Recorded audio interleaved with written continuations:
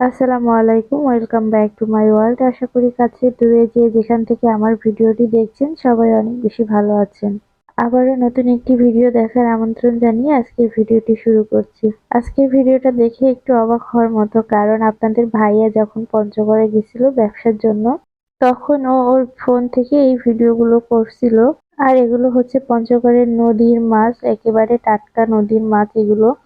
এই মাছগুলো দেখে আপনাদের ভাইয়ার এত ভালো লাগছিল, তার জন্য ও এখানে মাছ কিনতে চলে আসছিল। আর এখানে যে বড় বড় শাল বাইন গুলো ছিল, সেই দুইটা মাছই ও কিনছে এখান থেকে। মানে মাছগুলো দেখে তো ওর এত ভালো লাগছে, বলতেছিল যে বাসা কাছে থাকলে এই বল মাছগুলো কিনতো। আমাকে ফোনে বলতেছিল আর দেখাচ্ছিল। আমি বললাম যে তুমি তাহলে একটু ভিডিও করে রেখো।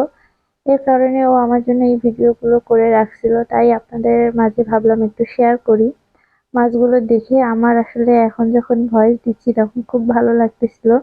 মনে হচ্ছিল যে একেবারে ফ্রেশ নদীর টাটকা মাছ একেবারে। যদি কাছাকাছি হতো তাহলে হয়তো নিয়ে আসতে পারতো, যদিও ব্যবসার কাজে ওখানে যাওয়া হয়েছিল, এর কারণে আর আনা হয়নি। আর অনেকটা পথ, এগুলো ওইভাবে প্রসেসিং করে আনাও সম্ভব ছিল না।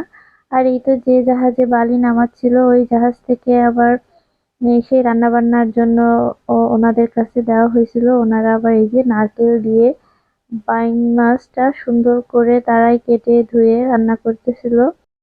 আর তারা যেহেতু ওখানে বালি জাহাজে দিনের পর দিন উঠায়, তারপরে আবার আনলোড করে, তাদের তো সব জাহাজের মধ্যেই রান্না বান্নার সিস্টেমটা থাকে, এর কারণে ওইখানটায় রান্না করতে দিছে। তারপরে পোলাও চাল কিনে আনছে, শসা, আরশি, এগুলো মানে হাতের কাছে যেগুলো পাইছে শখ হইছে রান্না করে খাওয়ার। এইটা শাইরবাইনটা দেখে নারকেলের দুধ দিয়ে সেই যে শাইরবাইনটা রান্না করতেছে তারা।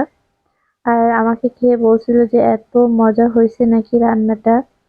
পরে যখন এই জাহাজটাই আবার পঞ্চগড় থেকে আমাদের এখানে আনলোড করতে আসছিল বালিগুলো দিতে, তখন আপনাদের ভাইয়া বলছিল যে রান্না এত ভালো এনাদের হাতের।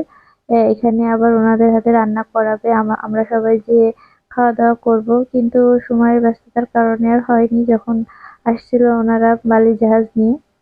কিন্তু আপনাদের ভাইয়া খেয়ে অনেক প্রশংসা করছিল তাদের রান্নার।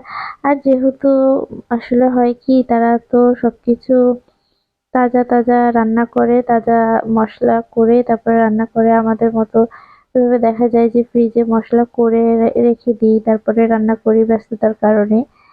এর জন্য দেখা যায় আমাদের রান্নার স্বাদের থেকে তাদের রান্নার স্বাদ বেশি ভালো হয়।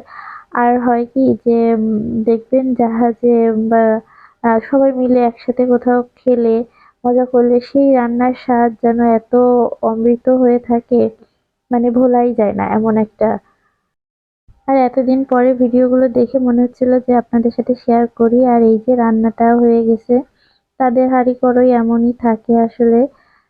যেহেতু পুরুষ মানুষরাই রান্না বান্না করে খাওয়া দাওয়া করে, আর এখানে সবকিছু গুছিয়ে গাছিয়ে একেবারে রেডি তারা খাওয়া দাওয়ার জন্য। আর এই তো আসছে, নিয়ে আসছে, মানে সন্ধ্যার সময় সব বাজার ঘাট করে নিয়ে এসে রান্না বান্না করে খেয়ে দিয়ে তারপরেই এখান থেকে গেছে। আর এই তো সবকিছু খাবার দাবার ওখানে রেডি করা হয়ে গেছে, কিন্তু ভাত এখনো রান্না করতেছে। আর এখানে পোলাও ভাত রান্না করতেছে মেহমানদের জন্য। আর তাদের জন্য হয়তো সাদা ভাত রান্না করছে। আর এই তো মেহমানদের এখন আপ্যায়ন করে খাওয়াচ্ছে তারা। আর আমার কাছে এই ভিডিওটা না ভালোই লাগছিল, তাই আপনাদের সাথে শেয়ার করলাম। আর অবশ্যই আপনারা আমাকে কমেন্টের মাধ্যমে জানাবেন যে আপনাদের কাছে এই ভিডিওটা কেমন লাগছে। আর কমেন্টে বলবেন কে কে শাল বাইন খেতে পছন্দ করেন। আমি তো খাই না, আমার হাজবেন্ড পছন্দ করে অনেক। আর এই তো আজকের ভিডিওটা এই পর্যন্তই। পরবর্তী আরো একটি ভিডিও দেখার আমন্ত্রণ জানিয়ে আজকের ভিডিওটা এখানেই শেষ করছি। আসসালামু আলাইকুম, আল্লাহ হাফেজ।